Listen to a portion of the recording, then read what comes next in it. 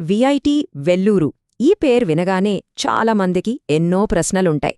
ఈరోజు ఈ ప్రసిద్ధ ఇంజనీరింగ్ కాలేజ్ గురించి అన్ని వివరాలు సులభంగా అర్థమయ్యేలా విడమర్చి చూద్దాం. ఇప్పుడు అందరి మదిలో మెదులుతున్న ప్రశ్న ఒకటే, 2026లో విఐటి వెల్లూర్లో చేరటం నిజంగా వర్తా? కేవలం మాటలు కాదు, మనం అంకెలతోనే దీనికి సమాధానం తెలుసుకుందాం. సో మనం ఫీజుల దగ్గర్నుంచి మొదలుపెట్టి ప్లేస్మెంట్స్ ఎలా ఉన్నాయో చూసి చివరగా అసలు క్యాంపస్ లైఫ్ ఎలా ఉంటుందో తెలుసుకుందాం. అప్పుడే మనకు పూర్తి క్లారిటీ వస్తుంది. సరే, ఇక మొదలు పెడదామా? మొట్టమొదటగా అందరికీ చాలా ముఖ్యమైన విషయం డబ్బులు. అంటే ఫీజుల సంగతేంటి? సరే, ఫీజుల గురించి మాట్లాడే ముందు ఒక చాలా ముఖ్యమైన విషయం అర్థం చేసుకోవాలి. అదే విఐటిలీ కేటగిరీ సిస్టమ్. సింపుల్గా చెప్పాలంటే విఐటిఈఈ ఎంట్రన్స్ ఎగ్జామ్లో ఎంత మంచి ర్యాంక్ వస్తే ఫీజు అంత తక్కువ ఉంటుంది. ఈ ర్యాంకే 4 ఏళ్ల ఫీజుని ఫిక్స్ చేస్తుంది. సో ఇది చాలా కీలకం. ఇప్పుడు చూడండి, సిఎస్సి, ఐటీ లాంటి టాప్ బ్రాంచ్లకి ఫీజులెలా ఉన్నాయో. కేటగిరీ 1 వాళ్లకు సంవత్సరానికి దాదాపు 2 లక్షలుంటే కేటగిరీ 5 వచ్చేసరికి అది 5 లక్షలకు దగ్గరగా ఉంది. అంటే ఫీజు రెట్టింపు కన్నా ఎక్కువే. ఎంత పెద్ద తేడాయో చూడండి. ఇక మిగతా కోర్ ఇంజనీరింగ్ బ్రాంచ్ల విషయానికి వస్తే ఇక్కడ ఫీజులు కాస్త తక్కువగా మొదలవుతాయి. కేటగిరీ 1కి 1,76,000 దగ్గర మొదలైన కేటగిరీ పెరిగే కొద్దీ ఇక్కడ కూడా ఫీజు బానే పెరుగుతుంది. ఇది కేవలం ట్యూషన్ ఫీజు మాత్రమే. దీనికి హాస్టల్, మెస్ ఖర్చులు అదనం. ఇవి కూడా ఎలాంటి రూమ్ తీసుకుంటున్నామనే దాన్ని బట్టి చాలా మారతాయి. 6 బెడ్ నాన్ ఏసీ రూమ్ నుండి సింగిల్ బెడ్ ఏసీ రూమ్ వరకు ఆప్షన్స్ చాలా ఉంటాయి. ఖర్చు కూడా అలాగే ఉంటుంది.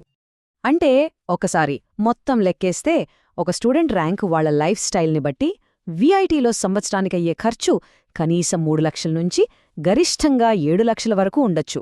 ఇది చాలా పెద్ద రేంజ్. అంటే ఒకే కాలేజీలో చదివే 2 స్టూడెంట్స్ మధ్య ఖర్చులో ఇంత తేడా ఉండొచ్చు. అయితే విఐటిలో మంచి ర్యాంక్ తెచ్చుకున్న వాళ్లకి మంచి ప్రోత్సాహం కూడా ఉంది. టాప్ ర్యాంకర్స్కి ఫీజులో భారీగా డిస్కౌంట్స్ ఇస్తారు. కానీ ఈ స్కాలర్షిప్ నిలబెట్టుకోవాలంటే అకాడమిక్స్లో మంచి పర్ఫార్మెన్స్ కంటిన్యూ చేయాలి. సరే, ఇంత డబ్బు ఖర్చు పెడుతున్నాం కదా, దీనికి తగ్గ రిటర్న్స్ అంటే కెరీర్ ఎలా ఉంటుందో ఇప్పుడు చూద్దాం. సరే, ఖర్చుల సంగతి చూసాం.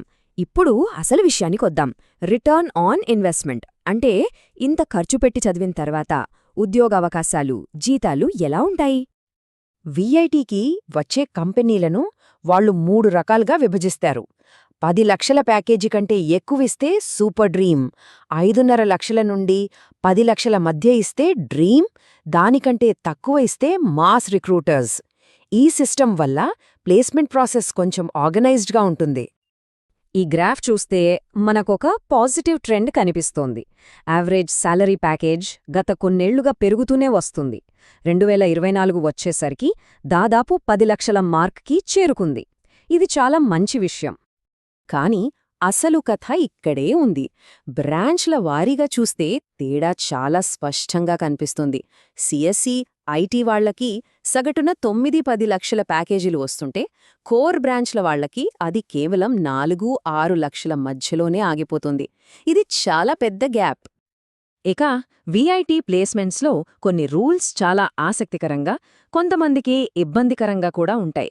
ఫర్ ఎగ్జాంపుల్, ఒక సూపర్ డ్రీమ్ ఆఫర్ యాక్సెప్ట్ చేస్తే వాళ్ళుంక వేరే కంపెనీలకు అటెండ్ అవ్వడానికి లేదు. దీనివల్ల కొన్నిసార్లు ఇంకా బెటర్ ఆఫర్ మిస్ అయ్యే ఛాన్స్ ఉంటుంది. సో ఓవరాల్గా చూస్తే ప్లేస్మెంట్స్ అనేవి దాదాపుగా కంప్యూటర్ సైన్స్, ఐటీ వాళ్ళకే అనుకూలంగా ఉంటాయి. పెద్ద పెద్ద ప్యాకేజీలిచ్చే సూపర్ డ్రీమ్ కంపెనీలన్నీ కూడా ఎక్కువగా ఐటీ రోల్స్ కోసమే వస్తాయి. విఐటి ప్లేస్మెంట్ సక్సెస్కి కారణం ఇదే. సరే, చదువు, ఉద్యోగాలు పక్కన పెడితే అసలు విఐటిలో ఒక స్టూడెంట్గా రోజులెలా గడుస్తాయి? క్యాంపస్ లైఫ్ ఎలా ఉంటుంది? క్యాంపస్ చాలా బాగుంటుంది. 24/7 లైబ్రరీ, రకరకాల ఫుడ్ కోర్ట్లు, పెద్ద స్పోర్ట్స్ విలేజ్, ఇలా ఫెసిలిటీస్ అన్నీ టాప్ క్లాస్లో ఉంటాయి. అంతేకాదు, రివేరా, గ్రావిటాస్ లాంటి భారీ ఫెస్ట్లు జరుగుతాయి. స్టూడెంట్ లైఫ్ చాలా యాక్టివ్గా ఉంటుంది. అయితే నాణ్యానికి రెండో వైపు కూడా ఉంటుంది. స్టూడెంట్స్ సంఖ్య చాలా ఎక్కువగా ఉండటం వల్ల క్లాస్ రూమ్లు, ఫుడ్ కోర్ట్లు ఎప్పుడూ రద్దీగా ఉంటాయి. ఫ్యాకల్టీ నుండి పర్సనల్ అటెన్షన్ దొరకడం కష్టం.